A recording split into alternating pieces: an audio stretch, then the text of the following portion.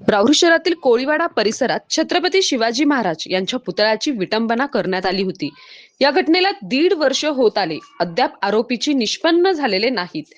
या घटनेतील आरोपींची निश्चित माहिती देणाऱ्यास रोख स्वरूपात बक्षीस देण्याचे पोलीस प्रशासनाकडून जाहीर करण्यात आले। राहुरी शहरातील बुवासिंद बाबा तालीम येथे छत्रपती शिवाजी महाराज यांची अर्धाकृती मूर्ती ठेवण्यात आली होती। दिनांक 26 मार्च 2025 रोजी दुपारी 3:30 वाजेदरम्यान अज्ञात आरोपींनी महाराजांच्या मूर्तीला काळे फासून तसेच मूर्तींची तोडफोड करून विटंबना केली होती। त्यानंतर दगडफेकीची घटना घडून शहरात कायदा व सुव्यवस्थेचा प्रश्न निर्माण झाला होता। पोलीस प्रशासनाने चोख बंदोबस्त ठेवल्याने पुढील अनर्थ टळला।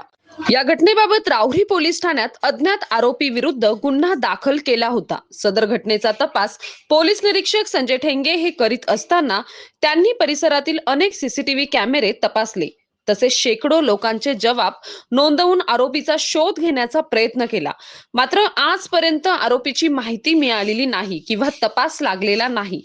त्यामुळे सदर गुन्ह्यातील अज्ञात आरोपीबाबत कोणाला काही माहिती असल्यास त्यांनी राहुरी पोलीस स्टेशनच्या दूरध्वनी क्रमांकावर तसेच मोबाईल क्रमांक 84 24 04 24 46 आणि 02 426 23 24 33 या नंबरवर संपर्क करून किंवा समक्ष भेटून आरोपीची माहिती द्यावी।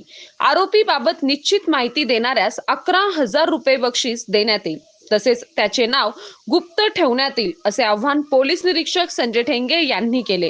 सतीश फुलसौंदरसह राजेंद्र म्हसे, MS न्यूज 15 राहुरी। अशाच नवनवीन बातम्या पाहण्यासाठी चॅनलला सबस्क्राईब करा।